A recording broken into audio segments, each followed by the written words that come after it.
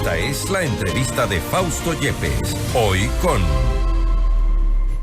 Estamos en este momento ya en contacto con Fernando Villavicencio, asambleísta e integrante del Frente Parlamentario Anticorrupción. La fuga de María de los Ángeles Duarte ha sido la noticia del día y hay también previstas comparecencias de ministros de Estado, según se ha anunciado. Fernando, gracias por estar con nosotros. Bienvenido. Buenas tardes, Fausto, y a la audiencia. Sí, en efecto, el día de hoy he solicitado la comparecencia para mañana en horas de la tarde de los ministros de Relaciones Exteriores, Juan Carlos Holguín, el ministro del Interior, Juan Zapata, y también del comandante de la Policía, general Fausto Salinas, a la Comisión de Fiscalización, para que informen y expliquen las condiciones de esta sospechosa fuga de la sentenciada por el delito de cohecho María de los Ángeles Duarte. No es una fuga singular, es una fuga sospechosa, por eso he dicho que tiene un sabor a pacto. ¿A pacto entre quiénes? Porque si bien es cierto, y más adelante vamos a hablar un poco de las respuestas que han dado las autoridades, por ejemplo, la Policía Nacional también respecto de su capacidad para controlar o no una eventual salida de María de los Ángeles Duarte, pero ¿el pacto entre quiénes podría ser? Esta fuga llega en una coyuntura muy especial cuando se atraviesan dos juicios políticos, el uno en contra del presidente de la República como una tercera intentona para su destitución. También hay un juicio político en contra del canciller Juan Carlos Holguín, planteado por las mismas bancadas, es decir, las bancadas correístas respaldadas por el Partido Social Cristiano. Las condiciones específicas de esta fuga, entre comillas, dejan mucho que desear.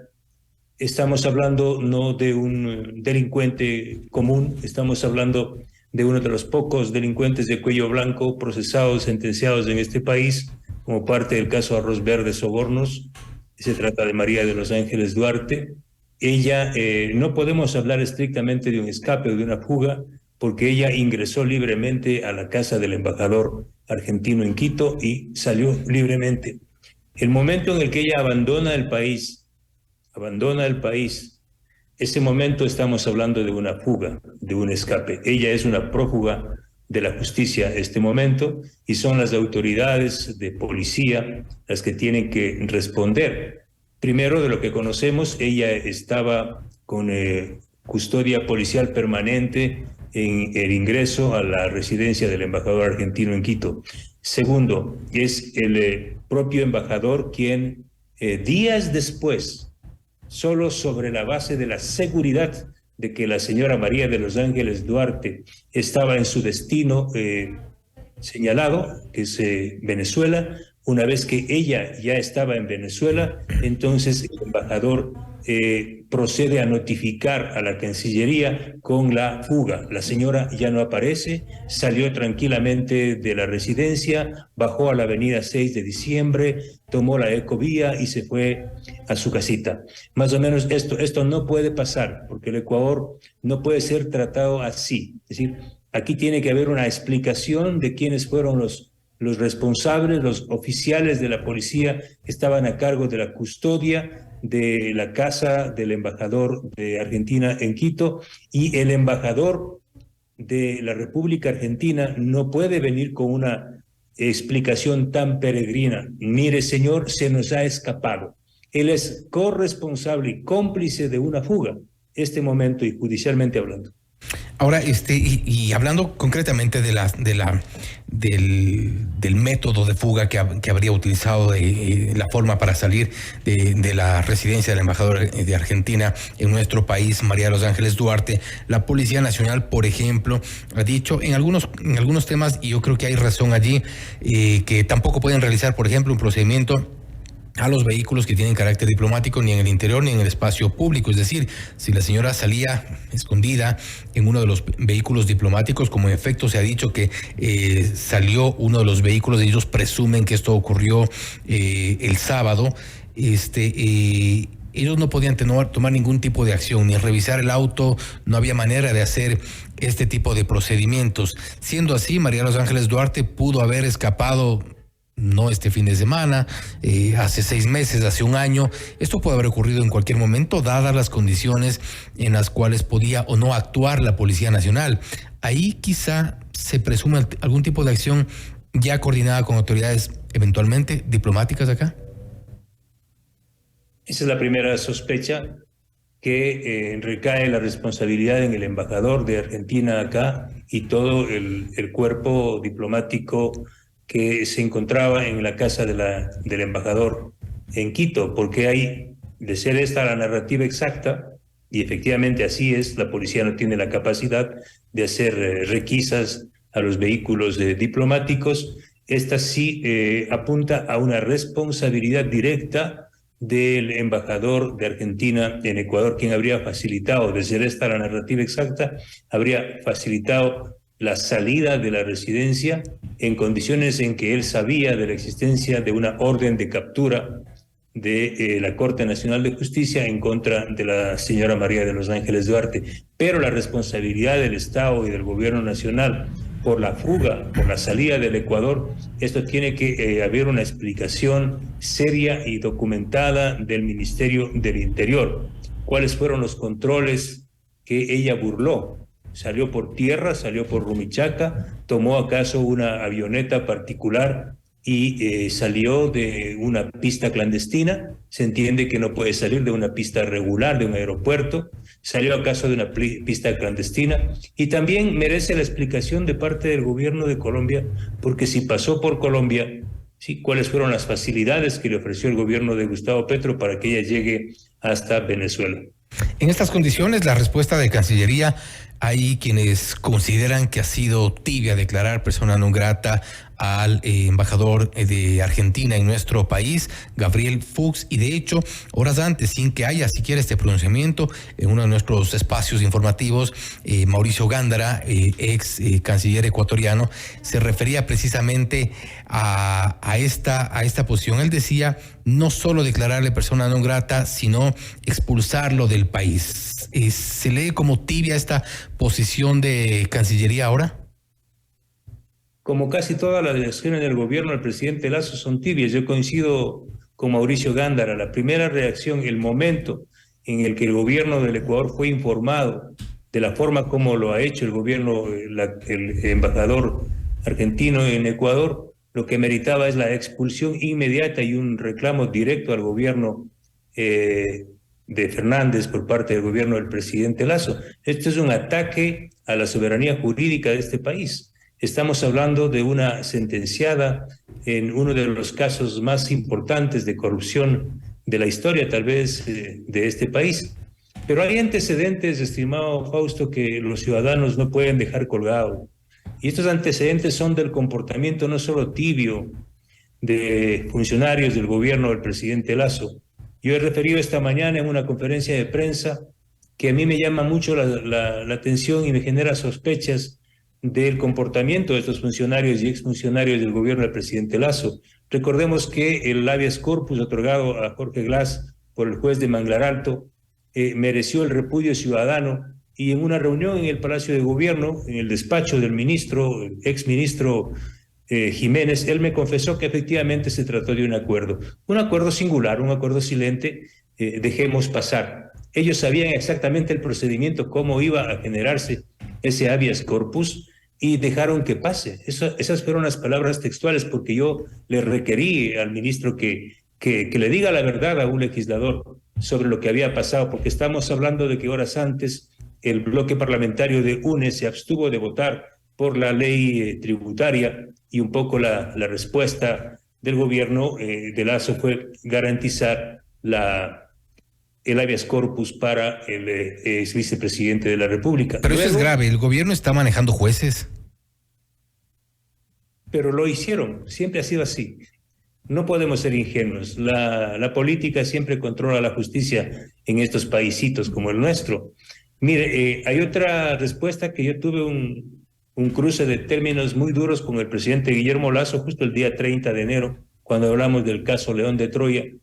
Fue por una publicación del abogado del presidente Lasso, me refiero a Eduardo Carminiani, quien prácticamente convirtió en abogado de Alexis Mera sentenció o dijo que la sentencia contra Alexis Mera era brutal y era injusta y que se trataba de una persecución política, es decir, alineándose prácticamente con uno de los personajes centrales de esta trama siniestra, Arroz Verde, Sobornos. Y ya horas después de la salida del gobierno de Francisco Jiménez, él incluso afirmó que la sentencia contra Rafael Correa en este mismo caso, porque estamos hablando del mismo caso de María de los Ángeles Duarte, para esa sentencia de cohecho se habría estirado la norma.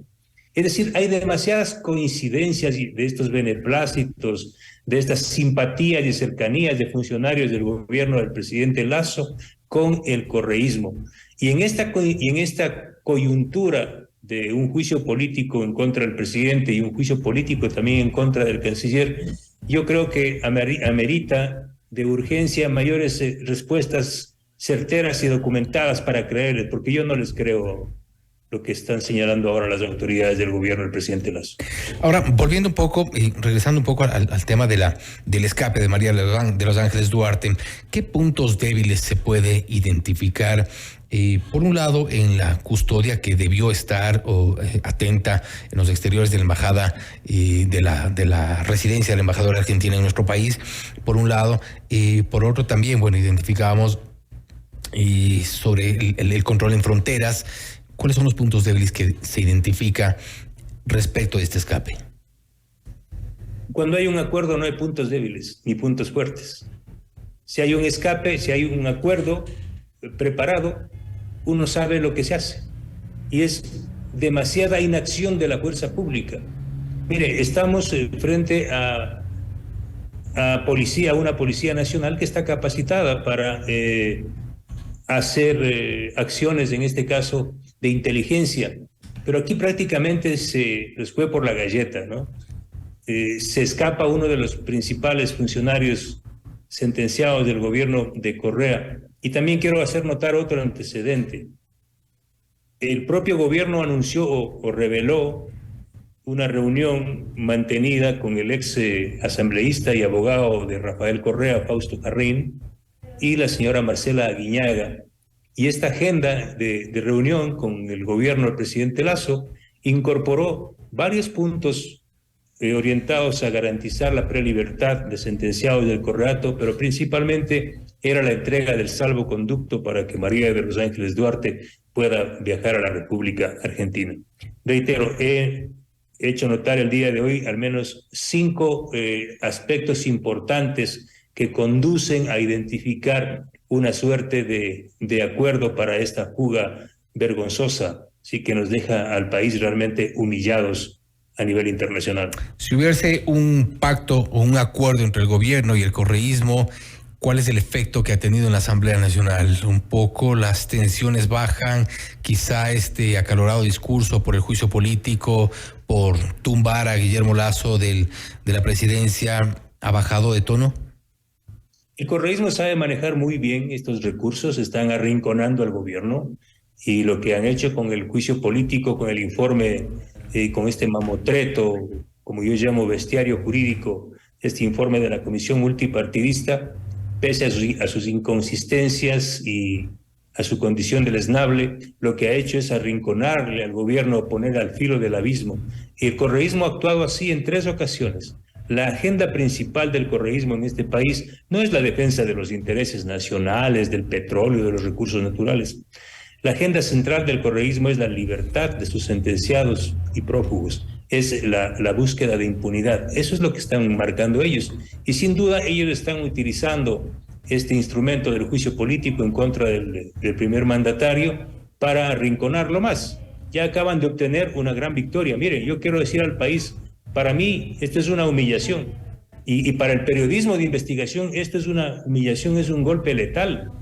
Porque los pocos investigados, sentenciados en este país, nacen de investigaciones de periodistas de este país.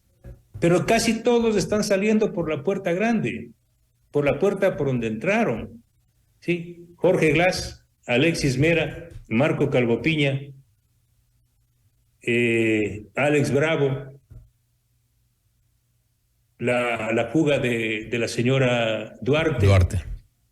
Solo falta Rafael Correa. También quiero recordarle que hay un periodo de amnistía para el ex canciller del Correato, Ricardo Patiño, que está sumando votos en la Asamblea Nacional. Se conocerá en los próximos días.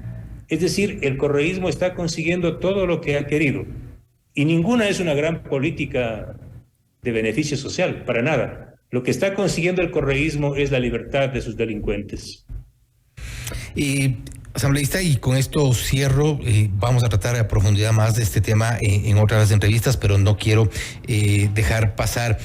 Se ha levantado la reserva de la información de la Superintendencia de Compañías. ¿Qué tan relevante, determinante, fuerte puede ser la información que contienen estos archivos en el caso que se investiga? Uno de ellos, León de Troya. Para los que esperan que en la información revelada o levantada de su carácter de confidencial el día de hoy, ahí están las respuestas de lo que esperaban, eso es falso. Esta es una información voluminosa que amerita ser investigada. Por eso me sorprende mucho que en la resolución aprobada el día de hoy no se haya incluido el hecho de que esta información pase a una comisión permanente para que esta comisión investigue. Lo que se hizo el día de hoy debió hacerse el día 13 o 14 de febrero, cuando la señora asambleísta Veloz, presidenta de esta comisión que ya desapareció, debió haber pedido al Pleno de la Asamblea que levante la reserva de estos documentos para poder investigar. Sin embargo, la información central que ellos sí sabían, porque ellos sí accedieron a la información, no la entregaron al país, pero ellos sí conocían, es de los vínculos de las empresas domiciliadas en la provincia de Cotopaxi y en la provincia de Santo Domingo de los Sáchilas, estas empresas donde comparten accionariado el señor Tritan Jica, capo de la mafia albanesa, el señor Rubén Cherres Fagioni y los amigos de la asambleísta Veloz. Me refiero al concejal electo, reelecto de Santo Domingo de los Sáchilas, Marco Alcíbar, y al socio directo del señor Cherres y del señor Lalangui y también del señor Dritanjica. Me refiero a Fidel Alcíbar. El señor Alcíbar ha ingresado varias veces a la Asamblea Nacional y no ingresa por la puerta, ingresa en auto de asambleístas del correísmo, ¿sí?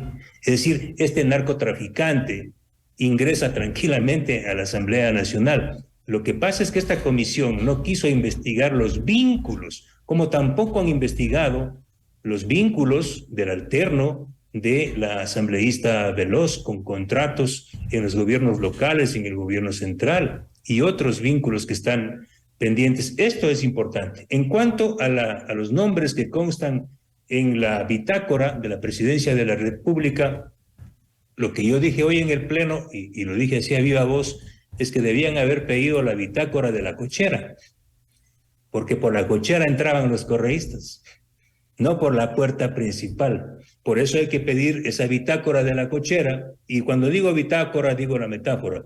Los ingresos de Ronnie Aliaga a reunirse con Aparicio Caicedo y con Francisco Jiménez, los ingresos de Marcela Guiñaga y de Jarrín a reunirse con funcionarios del gobierno para pedir impunidad para los correístas.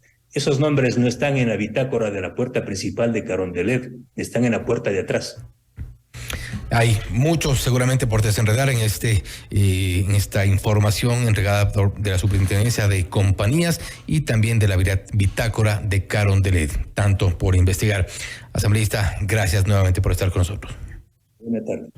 Gracias. Ha sido Fernando Villavicencio, asambleísta e integrante del Frente Parlamentario Anticorrupción, hablando sobre el escape de María de los Ángeles Duarte y el pedido de comparecencia de varios ministros de Estado. Según Villavicencio, aquí se habría configurado un pacto o acuerdo entre el gobierno nacional y el correísmo para lograr el escape de María de los Ángeles Duarte, y ha mencionado otros eventos similares que podrían interpretarse también como parte de estos acuerdos.